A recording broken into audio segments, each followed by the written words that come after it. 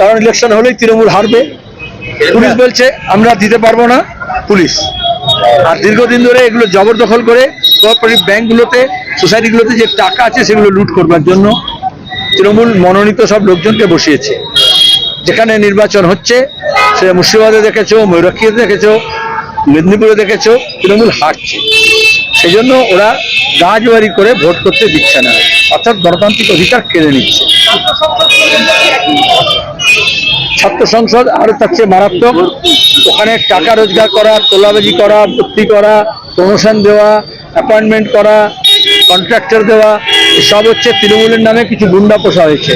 তারা ভাগ দেয় কালীঘাটে, কামাক্ষিতে। সেখানে ছাত্র সংসদ নেই, অথচ প্রিন্সিপালগুলোকে বলে দেওয়া হয়েছে এরা ছাত্র সংসদে কাজ করবে। যে নির্বাচন হয়নি সেগুলোতে হাইকোর্ট বলেছে সব ছাত্র সংসদের অফিসে তালা বন্ধ করতে।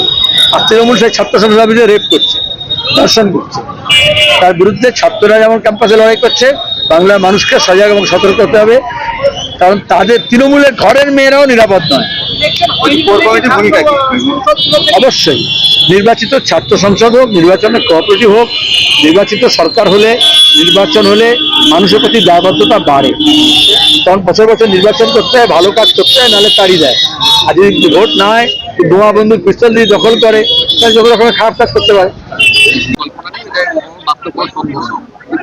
দেখুন, 35 বছর বামফ্রন্ট সরকার এ বাংলাকে শাসনের নামে শোষণ করেছে। তারা বাংলাতে উন্নয়ন করেনি, বাংলাকে পিছিয়ে দিয়েছে, যার জন্য সারা বাংলার মানুষ তারা বামফ্রন্টকে উৎখাত করেছে। তারা বর্তমানে বিধানসভায় জিরো হয়ে গেছে, রসগোল্লায় পরিণত হয়েছে। তো সেলিম সাহেব বীরভূম এসেছেন টিআরপি বাড়ানোর জন্য।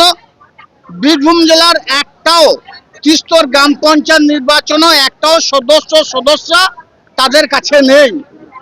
এসব ফাঁকা বুলি আউড়ে কোনো লাভ হবে না।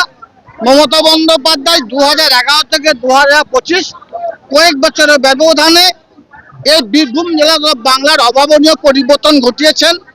একের পর এক উন্নয়নের মাধ্যমে মানুষের মনের মণিকোঠায় পৌঁছে গেছেন। মানুষ 24 নির্বাচনে দুহাত ভরে মমতা বন্দ্যোপাধ্যায়, অভিষেক বন্দ্যোপাধ্যায়, মমতা ব্যাগকে আশীর্বাদ করেছে। 26 নির্বাচন আসছে, তাই হয়তো সেলিম সাহেব মুখ দেখানোর জন্য এসেছেন। কোনো লাভ হবে না। 26 নির্বাচনে বীরভূম জেলার মানুষ মমতা বন্দ্যোপাধ্যায়, অভিষেক বন্দ্যোপাধ্যায় যাকে ক্যান্ডিডেট করবে, যাকে দাঁড় করাবে, যাকে নমিনেশন দেবে, দুহাত ভরে লাইনে দাঁড়িয়ে ভোট দেবে, নিজের ভোট নিজে দেবে। মমতা বন্দ্যোপাধ্যায়, অভিষেক বন্দ্যোপাধ্যায়, মমতা ব্যাগরাই জয়যুক্ত হবে। আর সেলিম সাহেবকে আপনাদের মাধ্যমে ওই গণনা কেন্দ্রে আসার জন্য অনুরোধ করব। কাল উনি এসে দেখবেন সর্ষের ফুল, উনি জোড়া ফুলছে, আর কিছু দেখতে পাবেন না।